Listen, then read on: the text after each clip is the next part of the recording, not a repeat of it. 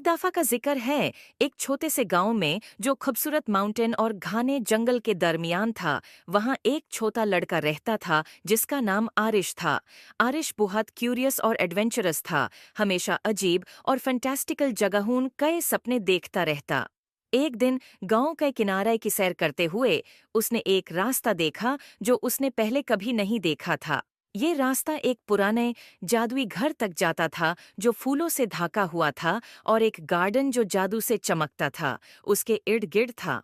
आरिश खूफ और जोश से घर की तरफ बढ़ता है। जैसे ही उसने दरवाजे का हैंडल छूने की कोशिश की, वो एक गरम सुनहरी रोशनी से चमक उठा। दरवाजा खुद ब खुद खुल गया, जैसे कि वो उसको बुलाता हो। अंदर घर अजीब और शानदार चीजों से भरा हुआ था। किताबें जो राज बताती थीं, पेंटिंग्स जो हरकत करती थीं, और फर्नीचर जो अपनी ही धुन पर नचता था। जब आरिश घर को देख रहा था, उसकी मुलाकात एक बारी उल्लू से हुई जो बोल सकता था। उल्लू का नाम ओलिवर था। ओलिवर ने आरिश को समझाया कि ये घर जादू की एक दुनिया है, और ये किसी ऐसे शख्स का इंतजार कर रहा था जिसका दिल पाक होता कि उसके राज मालूम हो सकें। घर का अपना एक मैजिक था जो अपना जादू उन लोगों से शेयर करना चाहता था जो इसके लायक थे। ओलिवर ने आरिश को घर के अंदर घूमने में मदद की और उसे अद्भुत कमरे दिखाए।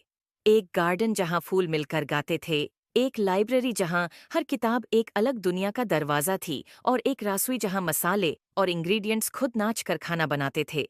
हर कमरा एक नया राज था और आरिश ये देखकर बहुत खुश होया। लेकिन घर ने आरिश के लिए एक छोटा सा इम्तिहान भी रखा था। घर के सबसे गहराई हिस्से में एक ताला लगा हुआ कमरा था जो सिर्फ वो खोल सकता था जो सच्चे दिल से जादू पे यकीन करता हो। ओलिवर ने आरिश को एक चाबी दी और कहा कि अपने दिल पर भरोसा करो। आरिश ने गहरा सांस लिया और ताला के सामने गया, चाबी डाली और घूमे। दरवाजा धीरे धीरे खुल गया और एक कमरा रोशनी से भर गया, और ऐसा खूबसूरत मंजर आरिश ने कभी नहीं देखा था। एक आईना जो मुस्तकबिल दिखाता था।